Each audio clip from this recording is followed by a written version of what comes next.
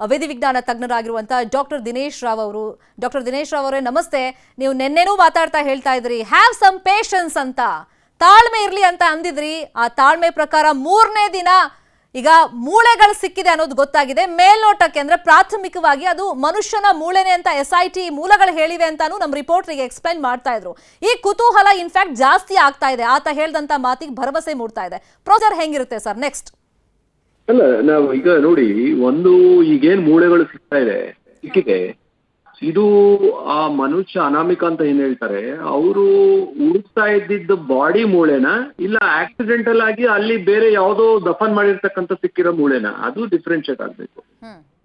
So that is number 1. ಎರಡನೇದು ನಾ ಮೊದಲೇ ಹೇಳಿದಾಗೆ, once the bones are there, definitely ಎಲ್ಲದು 2 ಇಂಪಾರ್ಟೆಂಟ್ ಆಸ್ಪೆಕ್ಟ್ ತನಿಖೆನಲ್ಲಿ. ಒಂದು ಐಡೆಂಟಿಟಿ ಯಾರ್ದು ಇದು ಅಂತ ಎಸ್ಟಾಬ್ಲಿಷ್ ಮಾಡೋದು ತುಂಬಾ ಇಂಪಾರ್ಟೆಂಟ್.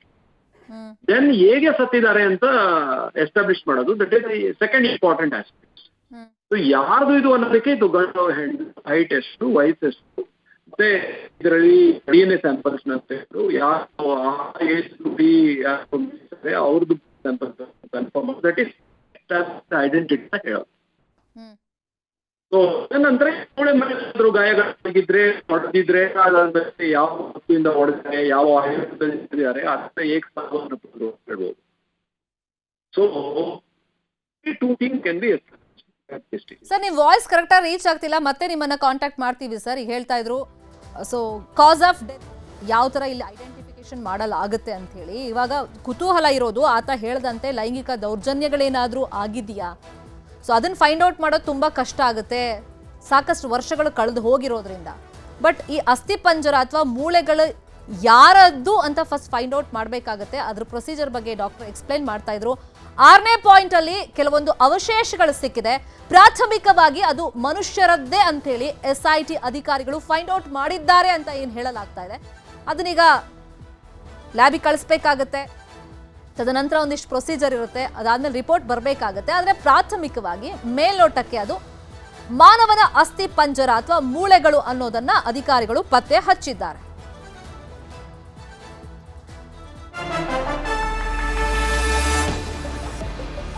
ಪಾಯಿಂಟ್ ನಂಬರ್ 6ರಲ್ಲಿ ಮೂಳೆಗಳು ಪತ್ತೆಯಾಗಿದೆ, ಅವಶೇಷಗಳು ಪತ್ತೆಯಾಗಿದೆ. ಮತ್ತಷ್ಟು ಮೂಳೆಗಳಿಗಾಗಿ ಅಥವಾ ಅವಶೇಷಗಳಿಗಾಗಿ SIT ಅಧಿಕಾರಿಗಳು ಶೋಧವನ್ನ ಮಾಡ್ತಾ ಇದ್ದಾರೆ.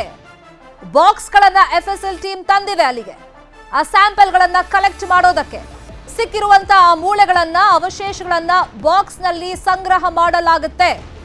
ತದನಂತರ ಅದನ್ನ ಲ್ಯಾಬ್ಗೆ ಶಿಫ್ಟ್ ಮಾಡಲಾಗುತ್ತೆ. ಮಣಿಪಾಲ್ಗೆ ಶಿಫ್ಟ್ ಮಾಡ್ತಾರೆ ಅಂತ ಹೇಳಿ ಸದ್ಯಕ್ಕೆ ಮಾಹಿತಿಗಳು ಸಿಕ್ಕಿದೆ. As per plan point number 6 ಅಲ್ಲಿ ಸಿಕ್ಕಿರುವಂತಹ ಮೂಳೆಗಳನ್ನ ಬಾಕ್ಸ್ ನಲ್ಲಿ ತಗೊಂಡು ಹೋಗೋದಕ್ಕೆ FSL ಟೀಮ್ ಸಿದ್ಧತೆಯನ್ನ ಮಾಡಿಕೊಂಡಿದೆ. ಇನ್ನೊಂದು ಕಡೆ SIT ಮತ್ತಷ್ಟು ಮೂಳೆಗಳು ಆ ಪಾಯಿಂಟ್ ನಂಬರ್ 6 ಅಲ್ಲಿ ಸಿಗುತ್ತಾ, ಇನ್ನಷ್ಟು ಅಗಿಯೋದಕ್ಕೆ, ಮಣ್ಣನ್ನ, ಗುಂಡಿಯನ್ನ ಅಗಿಯೋದಕ್ಕೆ ನಿರ್ಧಾರವನ್ನ ಮಾಡಿಕೊಂಡಿದ್ದಾರೆ ಅಂತ ಹೇಳಿ ಮಾಹಿತಿಗಳು ಸಿಗ್ತಾ ಇದೆ. ದೃಶ್ಯದಲ್ಲಿ ಗಮನಿಸ್ತಾ ಇದ್ದೀವಿ, ಖಾಲಿ ಬಾಕ್ಸ್ ಗಳನ್ನ FSL ಟೀಮ್ ತಂದಿದೆ. ಸಿಕ್ಕಿರುವಂತ ಅವಶೇಷಗಳನ್ನ ಇದೇ ಬಾಕ್ಸ್ ನಲ್ಲಿ ಸ್ಯಾಂಪಲ್ ಕಲೆಕ್ಟ್ ಮಾಡಲಾಗುತ್ತೆ, ಅದನ್ನ ಲ್ಯಾಬ್ಗೆ ಕಳುಹಿಸಿ ಕೊಡಲಾಗುತ್ತೆ. ಮೋಸ್ಟ್ಲಿ ಆ ಪ್ರೊಸೀಜರ್ ಇವತ್ತೇ ಆಗುತ್ತೆ ಅಂತ ಕಾಣಿಸುತ್ತೆ. ಮಣಿಪಾಲ್ಗೆ ಅದನ್ನ ತಗೊಂಡು ಹೋಗೋದಕ್ಕೆ, ಪ್ರಿಸರ್ವ್ ಮಾಡೋದಕ್ಕೆ ಎಲ್ಲ ತಯಾರಿಗಳು ಆಗಿದೆ. ಆ ಪ್ರಕ್ರಿಯೆ ಬಗ್ಗೆ ಮಾತಾಡ್ತಾ ಇದ್ರು ಡಾಕ್ಟರ್ ದಿನೇಶ್ ರಾವ್ ಅವರು, ವಿಧಿವಿಜ್ಞಾನ ತಜ್ಞರು. ಸರ್, ಈಗ ಪ್ರಾಥಮಿಕವಾಗಿ ಅದು ಮನುಷ್ಯರದ್ದೇ ಮೂಳೆ ಅಂತ ಹೇಳಿ SIT ಟೀಮ್ ಹೇಳಿದೆ ಅಂತ ಹೇಳಿ ನಮ್ಮ ರಿಪೋರ್ಟರ್ ಎಕ್ಸ್ಪ್ಲೈನ್ ಮಾಡ್ತಾ ಇದ್ರು.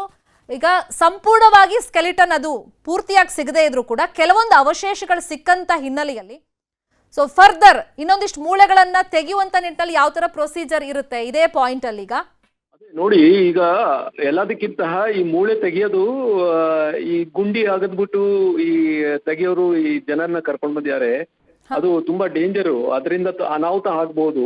ತೆಗಿಯೋ ಟ್ರೈನಿಂಗ್ ಇರಬೇಕು. ಯಾಕಂದ್ರೆ ಮೂಳೆಗೆ ಡ್ಯಾಮೇಜ್ ಆಗ್ಬಿಟ್ರೆ ಅದು ತುಂಬಾ ಇದಾಗುತ್ತೆ ತನಿಖೆಗೆ. ಸೊ ತುಂಬಾ ಹುಷಾರಾಗಿ ತೆಗಿಬೇಕು.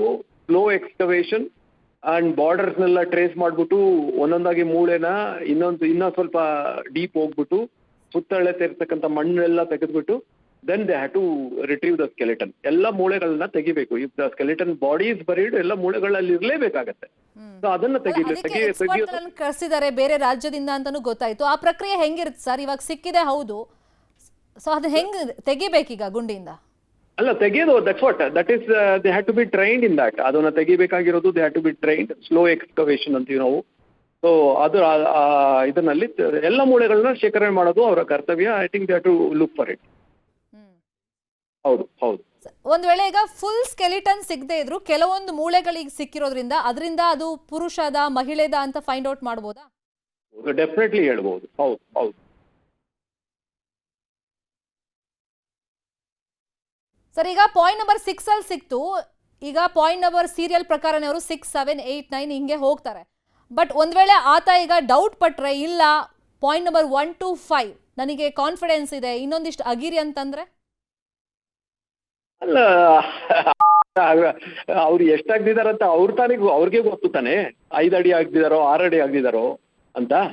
ಸೊ ಅವ್ರು 6 ಅಡಿ ಆಗ್ದಿರೋದ್ರೆ ಒಂದು 8 ಅಡಿ 2 ಅಡಿ ಜಾಸ್ತಿ ಆಗಿರ್ಬೋದು ಅಷ್ಟೇ ಹೊರತು. ಇನ್ನು ಆಗಿರಿ ಅಂದ್ರೆ body will not go deep in side. ಹೋಗೋದಿಲ್ಲ, ಹಾಗೆ ಮೇಲೂ ಬರೋದಿಲ್ಲ, ಕೆಳಗೂ ಹೋಗೋದಿಲ್ಲ. ಬಟ್ ಮಣ್ಣು ಶೇಖರಣೆ ಆಗಿ 1 ಅಡಿ 2 ಅಡಿ ಹೆಚ್ಚು ಕಮ್ಮಿ ಆಗಿರ್ಬೋದು 10-15 ವರ್ಷದಲ್ಲಿ ಹೊರತು ಅದು ಬಾಡಿ ಊತಿದ ತಕ್ಷಣ ಅದು ಕೆಳಗೆ ಹೋಗುತ್ತೆ, ಅದು ಸುಳ್ಳು. ಅದು ಸಾಧ್ಯ ಇದೆ ಸರ್. ಈಗ ಬೇಕಾಗಿರೋದು, ಈಗ ಜನರು ನೋಡ್ತಿರೋದು, ಇಂಟೆನ್ಷನ್ ಇರೋದು, ಇದನ್ನ ಯಾರು ಮಾಡಿದ್ರು, ಹೆಂಗ್ ಮಾಡಿದ್ರು, ಕಾಸ್ ಆಫ್ ಡೆತ್ ಹೆಂಗೆ ಅಂತ ಹೇಳಿ. ಸೊ ಅದನ್ನ ಫೈಂಡ್ ಔಟ್ ಮಾಡಕ್ಕೆ ಕೆಲವೊಂದು ಮೂಳೆಗಳು ಸಿಕ್ಕರೆ ಸಾಕ ಸರ್, ಕಾಸ್ ಆಫ್ ಡೆತ್. ಈಗ ನೋಡಿ, ಯಾವ ಸಿಕ್ಕಿದೆ ಅದರ ಆಧಾರದ ಮೇಲೆ ಹೇಳ್ಬೋದು ಹೊರತು ಯಾವ್ದು ಸಿಗದೆ ಇಲ್ವಲ್ಲ ಅದ್ರ ಬಗ್ಗೆ ಹೇಳಲಿಕ್ಕೆ ತಪ್ಪಾಗ್ತದೆ. ಯಾವ್ದು ಅದಕ್ಕೆ ಹೇಳೋದು, ಎಷ್ಟು ಮೂಳೆ ಸಿಗುತ್ತೆ ಆ ಜಾಗದಲ್ಲಿ ಅದನ್ನ ತೆಕ್ಕೊಳ್ಳೋದು ಇವರ ಕರ್ತವ್ಯ. ಸೊ ಎಲ್ಲ ಮೂಳೆ ತಕೊಂಡು ಸಿಕ್ಕಿರೋ ಮೂಳೆಗಳ ಮೇಲೆ ಏನೇನ್ ಬದಲಾವಣೆ ಆಗಿದೆ ಅದರ ಆಧಾರದ ಮೇಲೆ ಗಂಡು ಹೆಣ್ಣು ವಯಸ್ಸೆಷ್ಟು ಏಟಾಗಿದೆಯಲ್ಲೋ ಅಂತ ಅದನ್ನೆಲ್ಲ ಹೇಳಿಕ್ ಬರ್ತದೆ. ಸರ್, ಈ ಪ್ರೊಸೀಜರ್ ಒಂದ್ ಕಡೆ ಆದ್ರೆ ಈಗ DNA ಟೆಸ್ಟ್ ಅದೊಂದು ಆಗುತ್ತೆ, ಯಾಕಂದ್ರೆ ಅವ್ರ ಫ್ಯಾಮಿಲಿ ಮೆಂಬರ್ಸ್ ಬರಬೇಕಾಗುತ್ತೆ, ಆ ಸ್ಯಾಂಪಲ್ ಕಲೆಕ್ಟ್ ಮಾಡಬೇಕಾಗುತ್ತೆ ಅದು. ಸೊ ನಾವು ಓವರ್ ಆಲ್ ಆಗಿ ನೋಡೋದಾದ್ರೆ ಈಗ 10 ರಿಂದ 12 ವರ್ಷ ಇದಕ್ಕೆ ಆಗೋಯ್ತು. ಸೊ ಇವಾಗ ಅವಶೇಷಗಳು ಸಿಕ್ತಿರೋದ್ರಿಂದ ಇದೆಲ್ಲ ಸಾರ್ಟ್ ಔಟ್ ಆಗಕ್ಕೆ ಅಥವಾ ಫೈಂಡ್ ಔಟ್ ಮಾಡಕ್ಕೆ ಇನ್ನು ಎಷ್ಟು ಟೈಮ್ ಬೇಕಾಗ್ಬೋದು ಅಂದಾಜು? ಅಲ್ಲ, ಅದೇ ಇದು ಟೈಮ್ ವೇಸ್ಟ್ ಅಂದ್ರೆ ನೋಡಿ, ಈ ಮೂಳೆಗಳನ್ನ ತೆಗಿಯಕ್ಕೆ ಟೈಮ್ ತಗೊಳುತ್ತೆ. ನೋಡಿ, ಇವರು 3-4 ದಿನದಲ್ಲಿ ಈಗ ಒಂದು ಸಿಕ್ಕಿದೆ, ಅದು 6 ಕಡೆ ಮಾತ್ರ ಆಗಲಿಕ್ಕೆ ಸಾಧ್ಯ ಆಗಿದೆ. ಇವ್ರು ಹೇಳ್ತಾ ಇರೋದು 350-400 ಬಾಡಿ ಅಂದ್ರೆ ಹೆಚ್ಚು ಕಮ್ಮಿ 6 ತಿಂಗಳು 7 ತಿಂಗಳಾಗತ್ತೆ. ಈಗಿರೋ ಪ್ರಕ್ರಿಯೆ ಈ ಫೇಸ್ ಅಲ್ಲಿ ಹೋದ್ರೆ 6 ತಿಂಗಳ ಮೇಲಾಗತ್ತೆ, ಯಾಕಂದ್ರೆ 400 ಬಾಡಿ ತೆಗಿಲಿಕ್ಕೆ. ಪ್ಲಸ್ ಇದರದ DNA ಸ್ಯಾಂಪಲ್ ಅದು ಒಂದು ಲೈನ್ ಅಲ್ಲಿ ಅದು ತನಿಖೆ ಮಾಡ್ಬೇಕಾಗತ್ತೆ. ಪ್ಲಸ್ ಎವಿಡೆನ್ಸಸ್ ವಿಟ್ನೆಸಸ್ ನ ಟ್ರೇಸ್ ಮಾಡೋದು, ಪ್ಲಸ್ ಕಂಪ್ಲೇಂಟ್ ಕೊಡ್ಬೇಕಾಗಿದೆ, ಅವ್ರಿಗೆ ಒಂದು ರಿಸೀವ್ ಮಾಡ್ಕೊಂಡು ಅದ್ರ ಬಗ್ಗೆ ರಿಪೋರ್ಟ್ ತಯಾರು ಮಾಡೋದು. ಎಲ್ಲದಕ್ಕಿಂತ ಮುಂಚೆ ಇವ್ರಿಗೆ ಯಾರು ಬಾಡಿ ಕೊಟ್ಟಿದ್ದಾರೆ ಅವ್ರನ್ನ ತನಿಖೆ ಒಳಪಡಿಸ್ಬೇಕು. ಇದು ಇವ್ರಿಗೆ ಗೊತ್ತಿರುತ್ತೆ, ಯಾರು ಬಾಡಿ ಇವ್ರು ಏನು ಊತಿದ್ದಾರೆ ಅವ್ರಿಗಿಂತ ಚೆನ್ನಾಗಿ ಗೊತ್ತಿರುತ್ತೆ ಯಾವ ಬಾಡಿ ಕೊಟ್ಟರು ಎಲ್ಲಿ ಊತಿಸಿದ್ದಾರೆ ಅಂತ. ಅವ್ರನ್ನ ತನಿಖೆಗೆ ಒಳಪಡಿಸ್ಬೇಕು. So that is very important. Plus witnesses ಯಾರಿದ್ದಾರೆ ಅವ್ರನ್ನ ಟ್ರೇಸ್ ಮಾಡಬೇಕು. It's a very big process. It make take lot of time. ಬರದಿನಗಳಲ್ಲಿ I think this will go on for months together. ಹೌದು, ಫೈನ್ ಸರ್. ಈಗ ಒಂದಿಷ್ಟು ಚರ್ಚೆಗಳು ಸೋಷಿಯಲ್ ಮೀಡಿಯಾದಲ್ಲೂ ಆಗ್ತಾ ಇದೆ. ಎಲ್ಲವನ್ನೂ ಅಧಿಕಾರಿಗಳು ಗಂಭೀರವಾಗಿ ಪರಿಗಣಿಸಬೇಕು ಅಂತಿಲ್ಲ. As per procedure, as per ಲಾನೇ ಅಧಿಕಾರಿಗಳು ಕೂಡ ಕೆಲಸ ಮಾಡೋದು. ಈಗ ಫರ್ದರ್ ಪ್ರೊಸೀಜರ್ ಬಗ್ಗೆ ಕ್ಯೂರಿಯಾಸಿಟಿ ಜನರಿಗೂ ಇರೋದ್ರಿಂದ ಅದು ಹೆಂಗ್ ಸಾಗಬೇಕು ಅನ್ನೋದು ನಿಮ್ಮ ಒಪಿನಿಯನ್ ಸರ್? ಅಲ್ಲ, ಹೆಂಗ್ ಸಾಗ್ಬೇಕು ಅಂತ ಏನಿಲ್ಲ. Only they should make in different unit. ಈ ಎಕ್ಸುಮೇಷನ್ ಮಾಡಕ್ಕೇನೆ SIT ಇದೆ ಅಂತ ತಪ್ಪಾಗತ್ತೆ. ಬಾಡಿ ಹುಡುಕೋದು SIT ಕರ್ತವ್ಯ ಅಲ್ಲ. ಬಾಡಿ ಎಲ್ಲಿದೆ ಅಂತ ತೋರಿಸಿದನ ಅಲ್ಲಿ ತೆಗೆಯೋದು ಮಾತ್ರ. ಬಾಡಿ ಹುಡ್ಕೊಂಡು ಹೋದ್ರೆ ಇದು ಪೂರಾ ಹಂಡ್ರೆಡ್ಸ್ ಆಫ್ ಏಕರ್ಸ್ ಮಾಡ್ಬೇಕಾಗತ್ತೆ, ಅದು ಕಷ್ಟ ಆಗತ್ತೆ. ಸೊ ಒಂದು ಯೂನಿಟ್ ಅಗಿಯೋದು ಎಕ್ಸುಮೇಷನ್ ನೋಡ್ಕೋಬೇಕು, ಇನ್ನೊಂದು ಯೂನಿಟ್ ಐಡೆಂಟಿಫಿಕೇಶನ್ ನ ಟ್ರೇಸ್ ಮಾಡ್ಕೊಂಡು ಹೋಗ್ಬೇಕು, 3ನೇ ಯೂನಿಟ್ ವಿಟ್ನೆಸಸ್ ಎವಿಡೆನ್ಸಸ್ ಕಲೆಕ್ಟ್ ಮಾಡಬೇಕು, 4ನೇ ಯೂನಿಟ್ ಈ ಕಂಪ್ಲೇಂಟ್ ಪ್ರೋಸೆಸ್ ನ ಯಾರ್ಯಾರಿದೆ ಅವ್ರಿಗೆಲ್ಲ ಎನ್ಕರೇಜ್ ಮಾಡಿ ಕಂಪ್ಲೇಂಟ್ ನ ಮಾಡ್ಕೋಬೇಕು. 5ನೇ ಯೂನಿಟ್ ಎಸ್ಪೆಷಲಿ ಈ ಪ್ರೋಸೆಸ್ ನಲ್ಲಿ ಯಾರ್ಯಾರು ಪೊಲೀಸ್ ತನಿಖಾದಾರಿ ಕೆಲಸ ಮಾಡಿದಾರೆ ನೋಡಿ ಆ ಪೀರಿಯಡ್ ನಲ್ಲಿ, who is responsible for dereliction of the duty or destroying the evidence, ಅವ್ರನ್ನ ತನಿಖೆಗೆ ಒಳಪಡಿಸ್ಬೇಕು. That is most important. Because ಅವರು ಕೆಲಸ ಮಾಡಿದ್ರೆ ಸರಿಯಾಗಿ ಈ ರೀತಿ ಆಗ್ತಾ ಇರ್ಲಿಲ್ಲ. ಬಟ್ ಈ ರೀತಿ ಮೊದಲು ಏನಾಗಿದೆ ಅಂತ ಅದಾದ್ಮೇಲೆ ಇಲ್ಲಿ ಏನಾದ್ರು ಮರ್ಡರ್ ಆಗಿ ಈ ತರ ಆಗಿ ಊತಿದ್ದಾರೆ, ಅದು ಪೊಲೀಸ್ ರೆಕಾರ್ಡ್ಸ್ ಅಲ್ಲಿ ಇಲ್ಲ ಅಂದ್ರೆ ಆ ಪೊಲೀಸ್ಗೆ ತನಿಖೆ ಮಾಡೋದು ತುಂಬಾ ಉತ್ತಮ. ಸರ್, ಜನ ಮತ್ತೆ ಕುತೂಹಲದಿಂದ ನೋಡ್ತಿರೋದು ಒಂಥರ ಸಿನಿಮಾ ರೇಂಜ್ಗೆ ಡೈಲಿ ಒಂದು ಕ್ಯೂರಿಯಾಸಿಟಿ ಬಿಲ್ಡ್ ಆಗ್ತಾ ಇದೆ ಈ ಪ್ರಕರಣದಲ್ಲಿ. ನೀವು ಹೇಳ್ದಂಗೆ ಕ್ಯೂರಿಯಾಸಿಟಿ ಅಂತೂ ಇದ್ದೇ ಇರುತ್ತೆ. ಕರ್ನಾಟಕದಲ್ಲಿ ಫಾರ್ ದ ಫಸ್ಟ್ ಟೈಮ್ ಇಂಥ ಪ್ರಕರಣವನ್ನ ನೋಡ್ತಿರೋದು.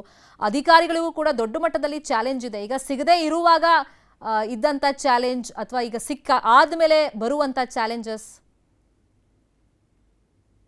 ಅಲ್ಲ ನೋಡಿ, ಅಬ್ಸಲ್ಯೂಟ್ಲಿ ತನಿಖೆಗಾಗ್ಲಿ ಪೊಲೀಸವ್ರಿಗೆ ಐ ಡೋಂಟ್ ಥಿಂಕ್ ಇದೆಲ್ಲ ಚಾಲೆಂಜ್ ಅನ್ಸೋದಿಲ್ಲ. ಪ್ರಕ್ರಿಯೆ ತುಂಬಾ, ಯಾಕಂದ್ರೆ ಬಾಡಿ ಸಿಗೋದು ಲೇಟ್ ಆಗಿರೋದ್ರಿಂದ, ಇನ್ನ ಬೇಕಾದಷ್ಟು ಬಾಡಿ ಸಿಗ್ಬೇಕಾಗಿರೋದ್ರಿಂದ ಅದು ಪ್ರಕ್ರಿಯೆ ಲೇಟ್ ಆಗುತ್ತೆ ಹೊರತು ಮಿಕ್ಕ ಪ್ರಕ್ರಿಯೆ ಎಲ್ಲ ಐ ಥಿಂಕ್ ನಾನು ಮೊದಲೇ ಹೇಳಿದಾಗೆ different unit should work together and in coordination. So ಅವಾಗ ಬೇಗ ಆಗುತ್ತೆ. ಬಟ್ ಎಷ್ಟೇ ಆದ್ರೂ 6 ತಿಂಗಳು ಕಮ್ಮಿ ಸಾಧ್ಯನೇ ಇಲ್ಲ, ಯಾಕಂದ್ರೆ 400-500 ಬಾಡಿ ಇರೋದ್ರಿಂದ ಸ್ವಲ್ಪ ಲೇಟ್ ಆಗುತ್ತೆ ಅಷ್ಟೇ. ಈಗ ಒಂದು ಸ್ಕಲ್ ಆಲ್ರೆಡಿ ಒಂದು ತಗೊಂಡ್ಬಂದ್ಬಿಟ್ಟಿದ, ನಾನು ಹೆಣಗಳನ್ನ ನೋಡಿ, ದಟ್ ಈಸ್ ಅವ್ರು ಏನ್ ತಗೊಂಡ್ ಬಂದಿದ್ದಾರೆ, ಐ ಥಿಂಕ್ ಆ ತರ ತಗೊಂಡ್ ಬಂದು ಕೊಟ್ರೆ ಅದು ಒಂದು ಅಪರಾಧ ಆಗತ್ತೆ ನನ್ನ ಪ್ರಕಾರ. ಬಿಕಾಸ್ ಈಗ ಫಾರ್ ಎಕ್ಸಾಂಪಲ್ ಈಗ ನನ್ನ ಹತ್ರ ಹೆಚ್ಚು ಕಮ್ಮಿ ಒಂದು 25 ಸ್ಕಲ್ ಇದೆ. ನಾನು ಅದಂತೂ ಕೋರ್ಟ್ ಕೊಟ್ಬಿಟ್ಟು ಇವ್ರು ಮರ್ಡರ್ ಮಾಡಿದಾರೆ ಅಂತ ಹೇಳಿದ್ರೆ ಅದು ಸರಿ ಹೋಗುತ್ತಾ? ಓನ್ಲಿ ಮ್ಯಾಜಿಸ್ಟ್ರೇಟ್ ಆರ್ಡರ್ ಮಾಡಿ ಅಲ್ಲಿರ್ತಕ್ಕಂಥ ತನಿಖಾಧಾರಿಯ ಪ್ರೆಸೆನ್ಸ್ ಅಲ್ಲಿ, in the presence of witnesses ಏನು ಎಕ್ಸೂಮ್ ಮಾಡಿ ಈಗೇನ್ ನಡೀತಾ ಇದೆ ಇದರಲ್ಲಿ ಸಿಕ್ಕಿದ ಮೂಳೆ ಒಂದು ರಿಲಯಬಲ್ ಎವಿಡೆನ್ಸ್ ಆಗುತ್ತೆ ಹೊರತು ಅವ್ನ್ ಬ್ಯಾಗ್ ಅಲ್ಲಿ ಹಿಡ್ಕೊಂಡ್ಬಂದು ತೋರ್ಸಿರೋದು ಅದು it will become illegal and it cannot be admissible in the court. Sir, ಈಗ ಪಾಯಿಂಟ್ ನಂಬರ್ 6 ಅಲ್ಲಿ ಮೂಳೆಗಳು ಸಿಕ್ಕಿದೆ. ಆ ಮಣ್ಣಿನ ಪರೀಕ್ಷೆ ಹೆಂಗಾಗುತ್ತೆ? ಮತ್ತೆ ನೀವು ಸ್ಕಲ್ ಬಗ್ಗೆ ಹೇಳ್ತಾ ಇದ್ರಿ, ಆತ ಇದೇ ಪಾಯಿಂಟ್ ಮಣ್ಣಿನ ಪರೀಕ್ಷೆ ನೋಡಿ, ಮಣ್ಣಿನ ಪರೀಕ್ಷೆ ಯಾವುದೇ ಅಗತ್ಯ ಇಲ್ಲ. ನಾವು ಮಣ್ಣಿನ ಪರೀಕ್ಷೆ ಯಾವಾಗ ಮಾಡ್ತೀವಿ ಅಂದ್ರೆ ಓನ್ಲಿ ಪಾಯ್ಸನಿಂಗ್ ಅಂತ ಸಸ್ಪೆಕ್ಟ್ ಮಾಡಿದಾಗ ಮಣ್ಣಿನ ಪರೀಕ್ಷೆ ಮಾಡ್ತೀವಿ. ಈ ಕೇಸ್ ನಲ್ಲಿ ಮಣ್ಣಿನ ಪರೀಕ್ಷೆ ಅವಶ್ಯಕತೆ ಇಲ್ಲ. ಸ್ಕಲ್ ತಂದಿದ್ನಲ್ಲ ಆ ಪ್ರಕರಣದಲ್ಲಿ ಸರ್ ಎಲ್ಲಿ ಹೂತಿದ್ದ? ನಾನು ಆ ಸ್ಕಲ್ ಪ್ರಕರಣದಲ್ಲಿ ನಾನು ಹೇಳಿದ್ನಲ್ಲ, that is cannot be admitted in the court. ಅವನು ಕೈಯಲ್ಲಿ ಹಿಡ್ಕೊಂಡು ಬಂದಿರೋ ಎವಿಡೆನ್ಸಸ್ಗೆಲ್ಲ, ಬಿಕಾಸ್ ಎವಿಡೆನ್ಸ್ ರಿಟ್ರೀವಲ್ ಮತ್ತೆ evidence collection and evidence packaging ಇದಕ್ಕೆಲ್ಲ ಒಂದು ಪ್ರೋಟೋಕಾಲ್ ಇದೆ ಅಂಡ್ ಚೈನ್ ಆಫ್ ಕಸ್ಟಡಿ ಅಂತೀವಿ. ಅದರ ಪ್ರಕಾರ ಆದ್ರೆ ಮಾತ್ರ ಬೇರೆ ಯಾವುದೇ ಎವಿಡೆನ್ಸ್ ಕೊಟ್ಟರು it cannot be admitted in the court. Sir, ಈ ದೂರುದಾರನ ಮೇಲೆನೆ ಇವಾಗ ಚರ್ಚೆಗಳು ತುಂಬಾ ಆಗ್ತಿದೆ. ಸುಳ್ಳು ಹೇಳ್ತಾ ಇದ್ದಾನ, ಅಸತ್ಯ ಹೇಳ್ತಿದ್ದಾನ, ನಿನ್ನೆನೂ ಕೂಡ ಚರ್ಚೆಗಳು ಆಗ್ತಾ ಇತ್ತು. ಬಟ್ ಈಗ ಆತನ ಮಾತಿನ ಮೇಲೆ ಭರವಸೆ ಮೂಡಿಸುವಂತ ನಿಟ್ಟಲ್ಲಿ ಒಂದು ಮಹತ್ವದ ಸಾಕ್ಷಿ ಈಗ ಸಿಕ್ಕಿರೋದ್ರಿಂದ, ಸೊ ಈತ ಯಾವುದೇ ಕ್ರೈಮ್ ಅನ್ನ ಮಾಡದೇ ಇದ್ರು ಕೂಡ, ಅಂದ್ರೆ ನೇರವಾಗಿ ಕೃತ್ಯದಲ್ಲಿ ಪಾಲ್ಗೊಳ್ಳದೇ ಇದ್ರು ಕೂಡ ಈತ ಒಂದು ಹೆಸರುಗಳನ್ನ ಹೇಳಿದಾನೆ. ಅವ್ರನ್ನೆಲ್ಲ ಹೆಂಗ್ ವಿಚಾರಣೆ ಕರೆಸ್ತಾರೆ, ಅವ್ರೇನ್ ಹೇಳ್ತಾರೆ, ಅದು ಫರ್ದರ್ ನಾವು ನೋಡೋಣ, ಅಪ್ಡೇಟ್ ಮಾಡ್ತಾ ಹೋಗೋಣ ವೀಕ್ಷಕರಿಗೆ. ಬಟ್ ಈತನ ಪಾತ್ರ ಇರೋದ್ರಿಂದ ಈಗ ತಾನು ಶವಗಳನ್ನ ಹೂತಿದ್ದೀನಿ ಅಂತ ಹೇಳಿದಾನೆ, ಅದನ್ನ ತೋರಿಸ್ತಾ ಇದ್ದಾನೆ. ಸೊ ಈ ಕ್ರೈಮ್ ಬಗ್ಗೆ ಹೇಳೋದಾದ್ರೆ ಸರ್, ಅಂದ್ರೆ ಈತನ ಪಾತ್ರದ ಬಗ್ಗೆ. ಅಲ್ಲ, ಈತನ ಪಾತ್ರದ ಬಗ್ಗೆ ನಾವು ಈಗ್ಲೇನೆ ಕನ್ಕ್ಲೂಡ್ ಮಾಡೋದು ತಪ್ಪು ಅಂತ ನನಗನ್ಸತ್ತೆ. ಯಾಕಂದ್ರೆ ಸಂಶಯಗಳೂ ಇದೆ. ಇಷ್ಟು ವರ್ಷ ಯಾಕೆ ಬರ್ಲಿಲ್ಲ, ಈಗ ಬಂದಿದ್ದಕ್ಕೂ ಕಾರಣ ಏನು, 3ನೇದು ಒಬ್ಬನೇ ಊತಾಕ್ಲಿಕ್ಕೆ ಸಾಧ್ಯನಾ, ಆಮೇಲೆ 4ನೇದು ಯಾರು ಇವ್ರು ಕೊಟ್ಟಿದ್ದು, ಇವ್ರಿಗೂ ಇಷ್ಟು ವರ್ಷ ಏನ್ ಮಾಡ್ತಿದ್ದ, ಸಂಬಳ ಯಾರು ಕೊಟ್ರು, ಇಷ್ಟು ವರ್ಷ ಬೇರೆ ಕೆಲಸ ಏನ್ ಮಾಡ್ತಿದ್ದ, ಎಲ್ಲಿದ್ದ, ಇದೆಲ್ಲ this are all the things. And ಈ ಆಗದ್ಬಿಟ್ಟು ಒಂದು ಮೂಳೆ ಎಲ್ಲಿಂದ ತಗೊಂಡ, ಅದು ಯಾರಿಗೆ, whom does it belong to, ಯಾರು ಪರ್ಮಿಷನ್ ಕೊಟ್ಟಿದ್ದು ಅವ್ನಿಗೆ ಅಗಿಲಿಕ್ಕೆ, this are all the things. ಈ should be subjected for investigation. So ಅದ ನಂತರನೇ ಇದಾಗತ್ತೆ. ಸೊ ಈಗ ಸದ್ಯದ ಮಾತ್ರಕ್ಕೆ I don't think they can take him out. They have to, ಅವರಿಂದ ಸಹಾಯ ಆಗ್ಬೋದು ನೋ ಡೌಟ್, ಬಟ್ ಎಲ್ಲ ಮುಗಿದ ನಂತರ ಈಸ್ ಇನ್ನಸೆಂಟ್ ಅಂತ ಹೇಳಲಿಕ್ಕೆ ಬರುತ್ತೆ. ಈಗ ಸಿಕ್ಕಿರುವಂತ ಮೂಳೆ ಸರ್, ಈಗ ಆತ ಹೇಳ್ತಿರುವಂತ ವರ್ಷಕ್ಕೂ ಈಗ ಸಿಕ್ಕಿರುವಂತ ಮೂಳೆ ಎಷ್ಟು ವರ್ಷದ ಹಿಂದೆ ಅಗದಿದ್ರು ಅದೆಲ್ಲ ತಾಳೆ ಮಾಡಬೇಕಾಗುತ್ತೆ. Definitely correct. Fine, thank you doctor Dinesh Rao ಅವರೇ, ನ್ಯೂಸ್ 18ಗೆ ರಿಯಾಕ್ಷನ್ ಕೊಟ್ಟಿದ್ದಕ್ಕೆ. ಫರ್ದರ್ ಪ್ರೊಸೀಜರ್ ಬಗ್ಗೆ ಡಾಕ್ಟರ್ ಎಕ್ಸ್ಪ್ಲೈನ್ ಮಾಡ್ತಾ ಇದ್ರು. ಈಗ ಸಿಕ್ಕಿರುವಂಥ ಸ್ಯಾಂಪಲ್ಗಳನ್ನು FSLಗೆ ಕಳುಹಿಸಲಾಗುತ್ತೆ. ಒಂದು ಸಣ್ಣ ಮೂಳೆ ಸಿಕ್ಕರೂ ಸಾಕು, ಅದು ಪುರುಷನದ್ದೋ ಮಹಿಳೆಯದೋ ಅಂತೇಳಿ ಐಡೆಂಟಿಫಿಕೇಶನ್ ಅನ್ನ ಮಾಡಬಹುದು ಅಂತೇಳಿ. ಈ ಕೇಸಲ್ಲಿ ಈಗ ಮಹತ್ವದ ಒಂದು ತಿರುವು ಸಿಕ್ಕಿರೋದು ಪಾಯಿಂಟ್ ನಂಬರ್ 6 ಅಲ್ಲಿ ದೂರುದಾರ ಅಥವಾ ಅನಾಮಿಕ ವ್ಯಕ್ತಿ ಹೇಳದಂತೆ ಕೆಲವೊಂದು ಮೂಳೆಗಳು ಪತ್ತೆಯಾಗಿದೆ. ಅದೇ ಸ್ಥಳದಲ್ಲಿ ಇನ್ನಷ್ಟು ಮೂಳೆಗಳು ಪತ್ತೆಯಾಗುತ್ತಾ ಅಂತೇಳಿ ಅಧಿಕಾರಿಗಳು ಹುಡುಕಾಟವನ್ನು ಮುಂದುವರೆಸಿದ್ದಾರೆ.